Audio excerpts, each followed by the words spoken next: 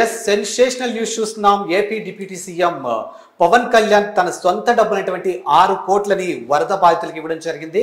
ఇక 1 కోటి రూపాయలని తెలంగాణ ముఖ్యమంత్రి సహాయ నిధికి పంపించడం, మరొక కోటిని ఏపీ ముఖ్యమంత్రి సహాయ నిధికి పంపించడం జరిగింది. ఇక మిగతా 4 కోట్లని ఎక్కడైతే వరద ప్రభావిత గ్రామాలు కానీ, పంచాయతీలు కానీ, మండలాలు ఏవైతే ఉన్నాయో వాటికి కేటాయించడం జరిగింది. సో మరి ఈ అంశం గురించి మాట్లాడడానికి ప్రస్తుతానికి స్టూడియోలో ఉన్నారు ప్రముఖ సీనియర్ జర్నలిస్ట్ అలాగే political analyst Jagadev garu. So sir అడిగి తెలుసుకుందాం. సార్, చూస్తున్నాం కదా AP deputy CM Pawan Kalyan దాదాపుగా 6 కోట్లు తన సొంత డబ్బుల్ని ఈరోజు వరద ప్రభావిత ప్రాంతాల్లో ఉన్నటువంటి ప్రజల ఇబ్బందులు దృష్టిలో ఉంచుకొని ఇవ్వడం జరిగింది. సో మరి దీన్ని మనం ఏ విధంగా ప్రశంసించవచ్చు?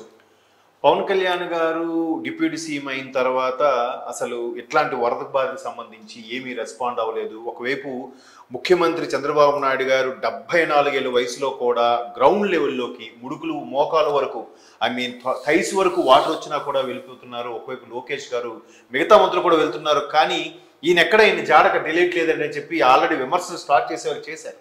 అయితే ఈయన ఆల్రెడీ వెళ్తాం అనుకునేసరికి రెస్క్యూ టీం వాళ్ళు తర్వాత కొంతమంది ఆఫీసర్స్ కూడా సజెస్ట్ చేశారట, సార్ మీరు వస్తే ఇంకా మాకు ప్రాబ్లం అవుతుంది, ఎందుకంటే ఈయనకి ఇంకా సినిమాటిక్ ఇది ఉంది కాబట్టి, ఆ చరిష్మా ఉంది కాబట్టి ఆ ఫాలోలో మళ్ళీ తోపులాట్లా జరగచ్చు, ఇబ్బంది కలగచ్చు, పైగా ఎట్లాంటి సిచ్యువేషన్లో ఇబ్బంది కలుగుతుందని మేము సెక్యూరిటీ రీజన్లు కూడా వద్దని చెప్పాము కూడా చెప్పారంట. ఆ విషయం ఆయన సభాముఖంగా కూడా తెలియజేశారు. తెలియజేస్తూనే ఏంటి అసలు పవన్ కళ్యాణ్ వస్తే అసలు ఏంటి ఆ రెవల్యూషన్ ఎలా ఉంటుంది, ఆ ప్రాసెస్ ఎంత హై రేంజ్లో ఉంటుంది అనేది మరొకసారి ఆయన ప్రూవ్ చేసినట్టు అనిపిస్తుంది. మీరు అన్నట్టు నిజంగా సెన్సేషనల్ న్యూసే.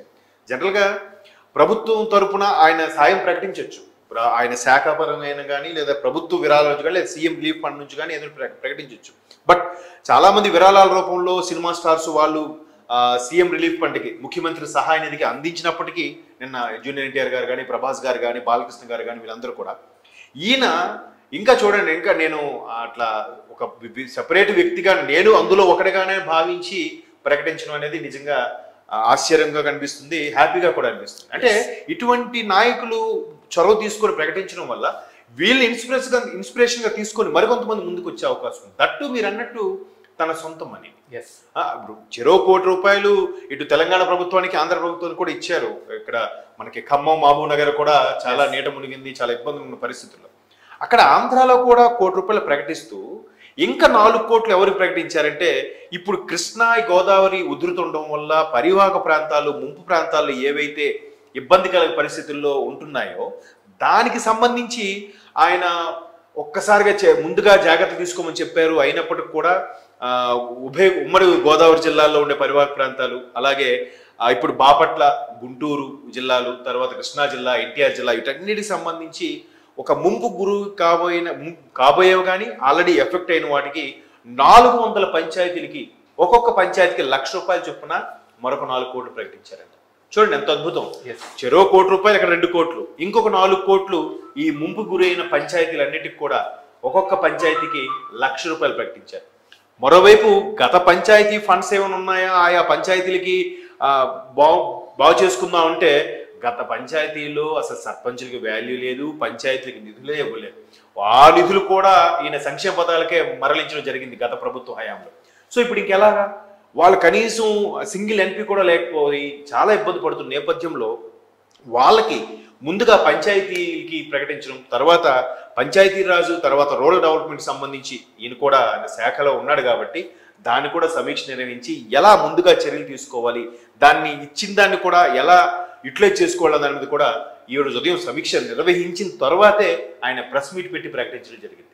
ఇప్పటికే నిన్న కూడా ఒక మిత్రుడు అడిగాడు, అసలు పవన్ కళ్యాణ్ క్యాన్వాసింగ్ టైంలో ఆ గుడ్డలు చించేసుకొని అది చేస్తాం ఇది చేస్తామన్నారు, ఇప్పుడు వరద జరిగి 3 రోజులు అవుతున్నా మీ పవన్ కళ్యాణ్ ఎక్కడ కనబడట్లేదంటే అన్నాడు. ఇలాగే అడిగాడు.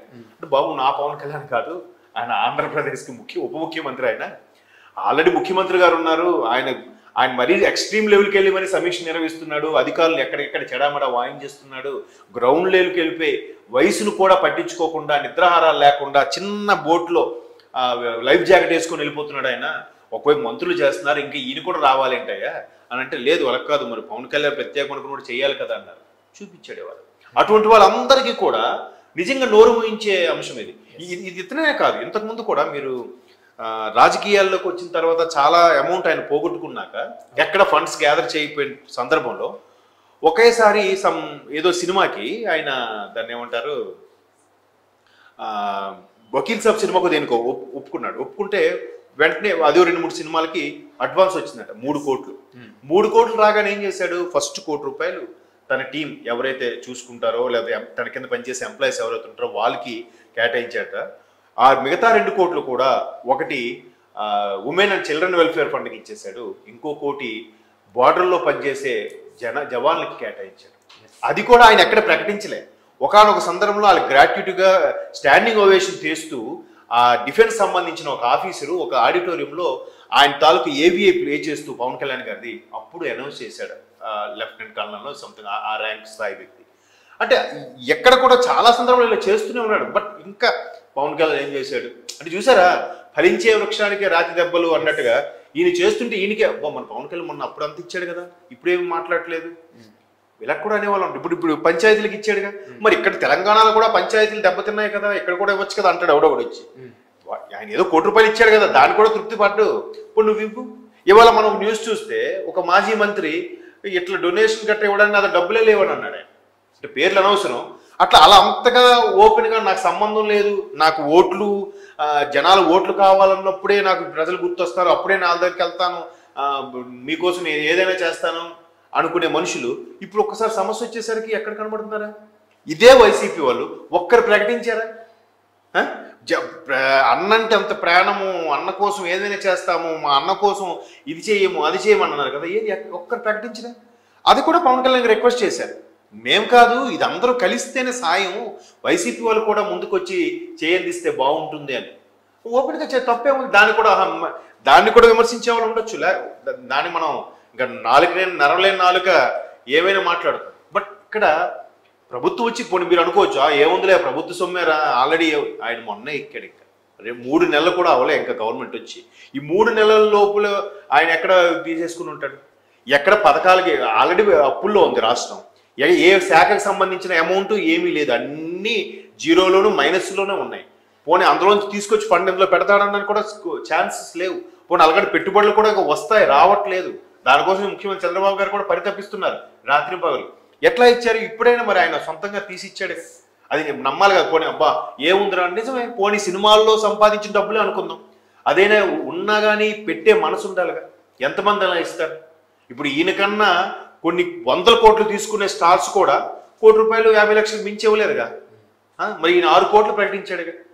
ఇక్కడ ఒక చెరో కోటి ఇస్తూ కేవలం ఇబ్బంది పడ్డ పంచాయతీలకి మళ్ళీ ₹1,00,000 కేటాయించాడు. దాన్ని ఎలా ఎందుకు కేటాయించాడంటే ఆల్రెడీ శాఖపరమైన సమీక్ష నిర్వహించి ఓహో ఈ పంచాయతీలకి అసలు ఎక్కడ నిధులు గత 5 ఏళ్లలో ఇవ్వబడలేదు, వాళ్ళు చాలా ఇబ్బందులు ఎదుర్కొంటున్నారు. సో ఈ విధంగా ఆయన వరద సాయం అయినట్టు ఉంటుంది, పంచాయతీలు కూడా నిలదొక్కునేలా ఉంటుందని ప్రకటించాడు. నిజంగా సెన్సేషన్లే, నిజంగా అప్రిషియేటబుల్లే. నిజంగా అందుకేనేమో ఆయనకి ఫ్యాన్స్ ఉండరు, భక్తులు ఉంటారేమో అనిపిస్తుంది. ఆ పరంగా చూస్తే మరికొంతమందికి ఇన్స్పిరేషన్గా మారడం కూడా చాలా బాగుంటుంది అని అనిపిస్తుంది. కానీ నైస్ థాట్ కూడా. ఎస్, చూసాం కదా, దాదాపుగా ఇప్పుడు సార్ చెప్పినట్టు పవన్ కళ్యాణ్కి ఫ్యాన్స్ ఉండరు, భక్తులు మాత్రమే ఉంటారంటారు. సో ఇప్పటికీ కూడా తెలుగు రాష్ట్రాలు చాలా ప్రాంతాలు ఇంకా నేట మునిగే ఉన్నాయి, ఇంకా చాలా మంది చాలా రకాలుగా ఇబ్బందులు పడుతూనే ఉన్నారు. కాబట్టి ఒక విధంగా చెప్పాలంటే ఇలాంటి అంశాలని ఇంకాస్త ఇన్స్పిరేషన్గా తీసుకొని మరికొంతమంది దాతలు ముందుకొచ్చి ఇప్పుడు తెలుగు రాష్ట్రాలు ఏదైతే కష్టాలు ఉన్నాయో వాటన్నిటిని గట్టెక్కించాలని మనస్ఫూర్తిగా కోరుకున్నా. And thank you sir, thank you so much.